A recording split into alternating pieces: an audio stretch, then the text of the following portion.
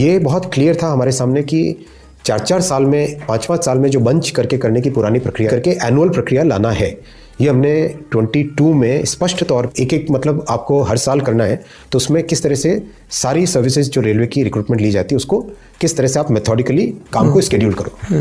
तो ये तय किया कि जनवरी, अप्रैल, जून और अक्टूबर, ये 4 महीनों में जनवरी में निकले लोको पायलट्स ALP की, अप्रैल में निकले टेक्नीशियन की, जून में निकले जो नॉन टेक्निकल कैटेगरीज है उसकी, और अक्टूबर में निकले जो लेवल 1 की वैकेंसीज हैं।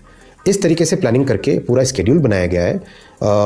आपकी जानकारी के लिए इस काम को अगले 3 साल के लिए ऑलरेडी प्लानिंग बन चुकी है।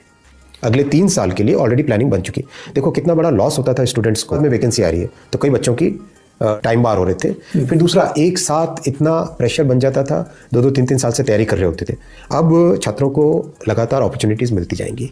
ALP में मिल गई टेक्नीशियन, अच्छा टेक्नीशियन का हमने जो अप्रैल में करना था उसको प्रीपोन इसलिए किया कि हमें पता है अप्रैल में मॉडल कोड ऑफ कंडक्ट लागू होगा, इसलिए जनवरी में, इसलिए नहीं जनवरी नहीं, फरवरी के कुछ आरंभ में किया था इसको।